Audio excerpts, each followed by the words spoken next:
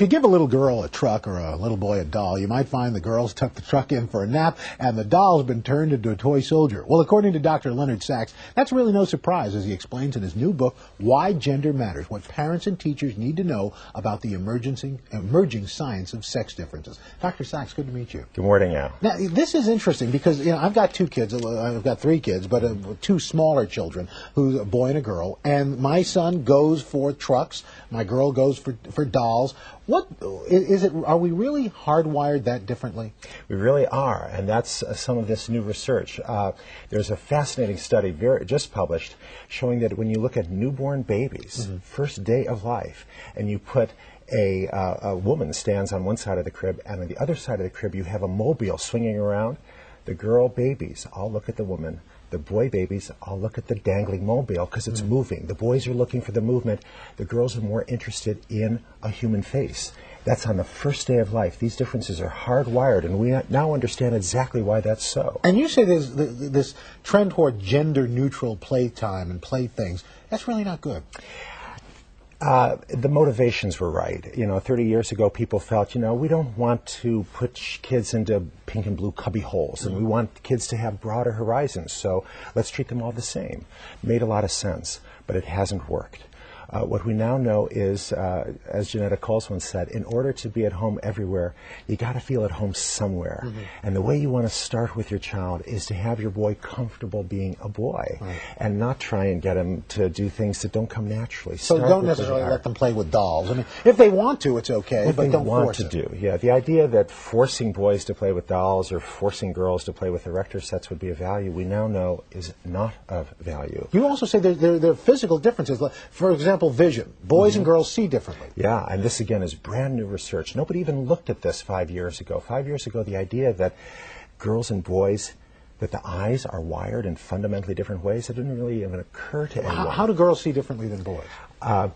One very simple difference is that in the retina of the girl's eye, you have more of what are called parvocellular ganglion cells, and those are looking for color and texture. In the boys, you have more of what's called magnocellular cells, and those are looking for movement. So as many psychologists have said, girls are interested in nouns, in people. Boys are interested in verbs, like action. Somebody attacking somebody or plowing into somebody. And instead of ignoring that and pretending it doesn't exist, use it, because you can use that in the school, in the classroom, and at home. In fact, we got some examples. We got some boys' drawings here that shows, and this boy, this is a 5-year-old boy who's trying to draw a collision. He's trying to draw a motor vehicle accident. And he doesn't have any people.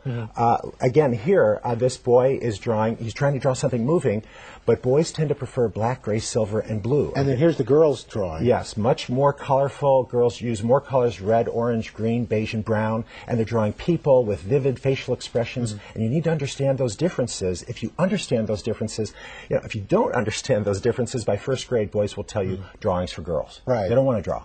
But if you understand those differences, you can break down the gender stereotypes and have boys who love to draw and girls who love math. And boys and girls hear differently too, right? Yeah, so again, this is new research showing that in the newborn nursery, you can demonstrate that girls have a sense of hearing about 7 times more sensitive than the boys do. And that's so important both at home and in the classroom. In the classroom, the teachers need to speak up with the boys. Does that continue as we get older? I mean, we always hear our wives and our girlfriends always say to us, "You're not listening to me. You don't listen." Yeah. Is this true? It gets bigger as we get older. It gets worse. By the time you got old people like you and me, the differences are on the order of 20-fold. Oh, gosh. So well, at least I've got an excuse now.